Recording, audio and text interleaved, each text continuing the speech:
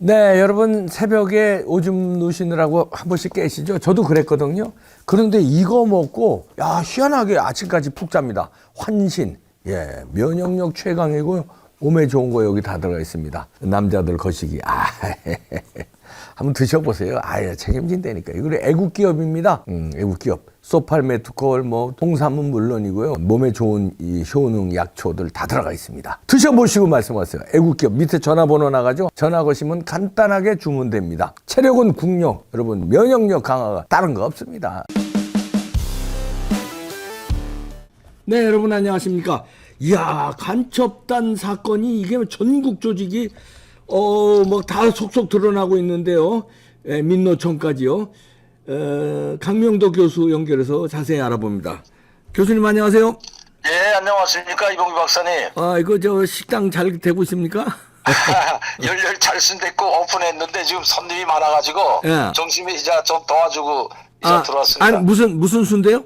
우리는 그 토종 순댓국인데 북한식으로 토종 순대를 만들어가지고 직접 만듭니다 여기서. 아니 저 제목이 뭐예요? 열렬 찰 순댓국. 열렬 찰 순댓국. 열렬 찰 순댓국. 네이버 같은데 치면 주문할 수 있는 거예요?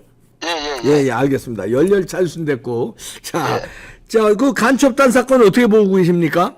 이게 이미 다 예견됐던 거고 벌써 뻔한 거 아닙니까? 왜냐면 문재인 정권 시절에 아시겠지만 이제 2018년도부터 세 번에 걸쳐서 그 정상회담 하지 않았습니까? 네. 그리고 나서 북한이 광범위하게 우리 처음에는 1년 단, 그러니까 하노이 회담 전까지는 우리 내부하고 엄청나게 그 연관을 많이 시켰거든요. 그러니까 많이 접촉을 많이 했거든요. 네네. 그러다 이제 2019년 하노이 회담 파열되고 2020년 초부터 이거 악화되지 않았습니까? 2019년 한 중순부터. 네. 근데 그 전에 그러니까 뭔가 될 거라고 타산을 해가지고 여기 내부에 있는 조직망을 재정비하기 시작했던 거죠. 북한에서는. 네, 그렇죠. 그러니까 이게 이 사람들 활동을 보게 되면 이 제주도 진보당이라고 나와 있지만 이게 빙산의 일각이죠. 이거는.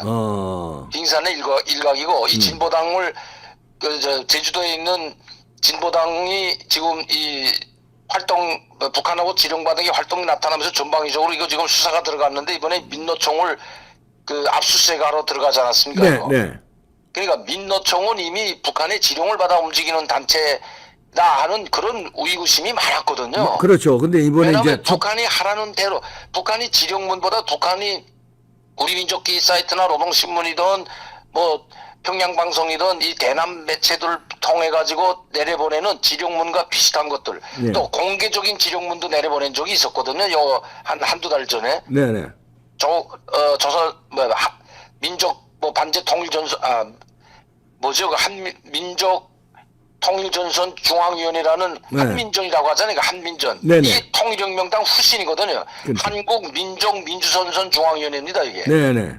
근데 이게 통일혁명당 이름을 바꾼 거거든요. 근데 그걸 공개적으로 하는, 그러니까 정부와 윤석열 대통령을 반대해서 어떻게 투쟁해야 되는 공개 소환이 이게 우리 민족끼리 사이트에 떠서 올라왔댔는데 제가 이걸 가지고도 이봉규 박사님도 방송했는데 이 공개 지령문대로 움직이는 게 여기 정복 좌파 세력들뿐만 아니라 민노총 진보당 이런 세력들은 그 지령문대로 똑같이 움직인다는 거예요. 그래서 항상 우리 민노총도 그렇고 진보당도 그렇고 이석기 때도 마찬가지였지만 이미 해산됐지만 북한 지령문대로 움직이기 때문에 이거 북한과 연결되지 않았나 의심이 많았잖아요. 그리고 민노총에도 북한의 공작원들이 침투되고 그다음에 북한의 이제 삼국에 나와서 활동하는 이제 그 중국이나 삼국에 나와서 민노총 사람들이 이제 방문을 하잖아요. 외국에 방문하는 사람들을 표적으로 삼아가지고 공작원으로 교양하고 흡수해서 교양시켜서 임무를 줘서 들여보내는 이런 활동을 상당히 많이 했다는 겁니다. 그 전부터. 근데 이게 2017년부터 이걸 또 광범위하게 북한에서 조직을 했던 거죠. 그때부터. 왜? 활동하기가 쉬우니까. 이 윤석열 정권 시절에는. 이제 문재인 정권 시절에는. 윤석열 미안합니다. 문재인 정권 시절에. 그러다가 문재인 정권하고 갈라서기 시작했던 게 갈라선다는 것보다 문재인 대통령을 삶은 소대가리에 비아냥하면서 비교하면서 비판하고 미친 개라고 막 비판할 때는 윤석열 문재인이 북한한테 약속을 해준 거를 완전히 해주지 못하고 계속 뒤로 미루고 미국에 핑계대고 하니까 이제 그 문재인 대통령에 대해서 전 대통령을 비방 중상한 거지.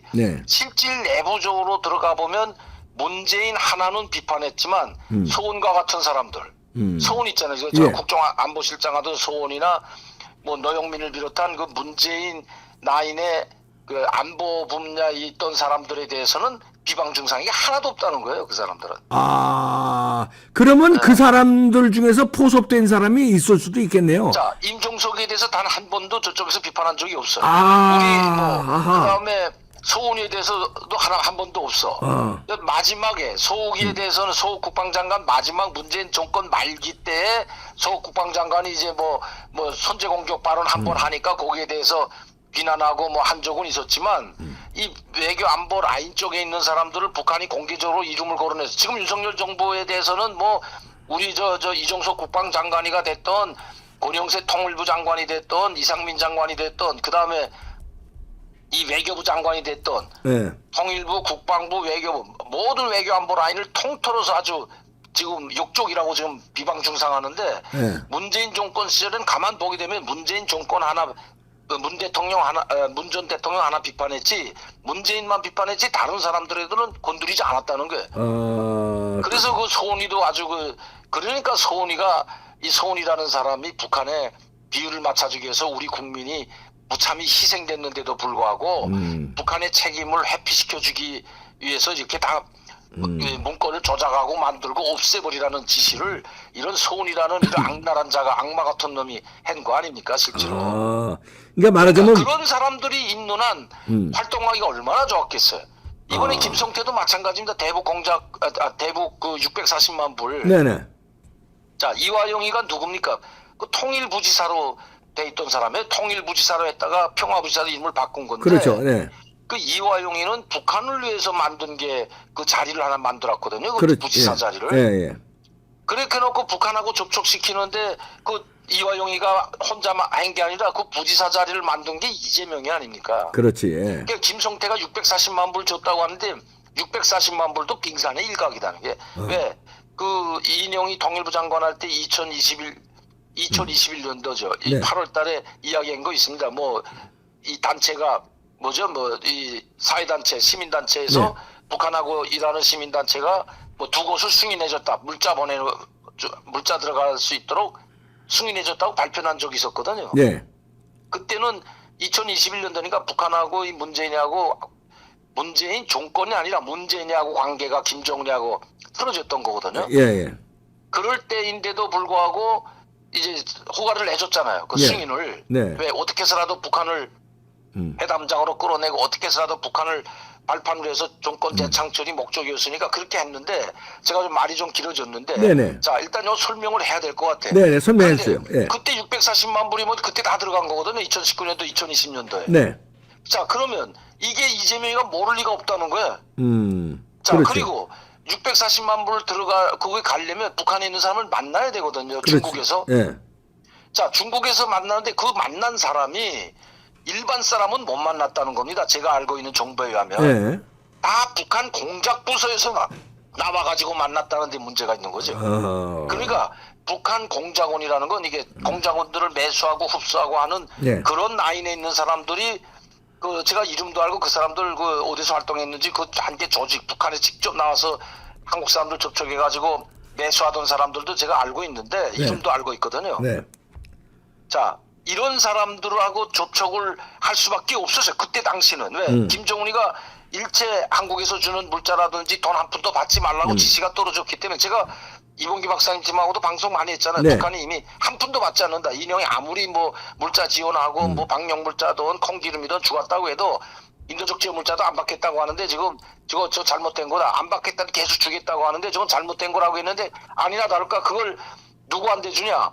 북한에 나와 있는 공작부서만 가동이 됐던 거거든요. 그러니까 대남 사업 공작부서에서 파견돼 나온 사람들만이 한국 사람들 접촉할 수 있는 권한이 있었다고 말입니다. 제가 말씀드린 거. 그러니까 이런 것들, 이런 사람, 그러니까 이 뭐 쌍방울이 김성태가 됐던 이화영이가 됐던 앞에 누구를 통해서 만난지는 모르지만 돈을 전달할 때 그래서 그 돈도 상당히 다 없어졌대요. 640만 불 그대로 간 것도 아니고 우리 쪽에 이 한국에서 가지고 간 사람이 또 해먹고 중국에 가운데 있는 중국에 인계한 사람이 떼먹고 북한에서 나와 있는 공자원이 떼먹고 김정은이나 북한에 들어간 건 얼마 안 된다는 다 도중에서 손실 내가지고 제가 그 한번 방송한 적도 있는데 2021년도 네. 그래서 이 손실 낸 사람들 또 중국 물자를 사서 들여보낸다고 하면서 중국 업체가 들어가는 것처럼 한국에서 들여보내는 걸 가자 위장해서 들어갔다 김정은이 이걸 알고 6명을 총살해버렸거든요. 그때 네. 당시에. 네.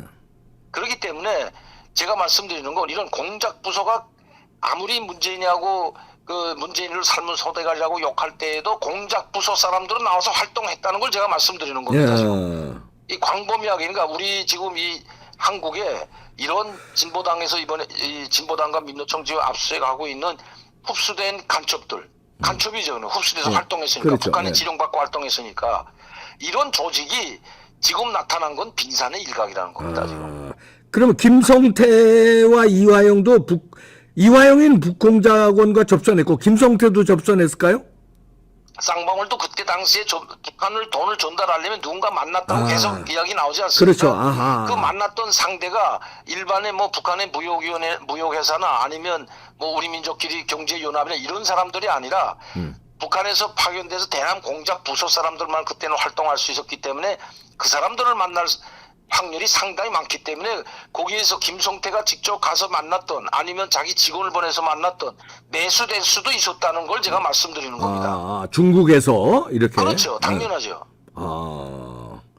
그래서 그러니까 요게 지금 이재명 이 사건이 단지 무슨 북한의 대북 송금을 한 사건이 아니라 북한의 이 공작원들과 뭐인가 이 썸씽이 있었다는 의혹을 해볼 수 있다는 겁니다. 제가 말씀드리는 건. 왜냐하면 그때 당시 이봉기 박사님도 알지만 우리가 이 통일부나 아니면 이 종북단체들이 북한에 뭘 주갔다 해도 북한이 하나도 안 받았잖아요. 예.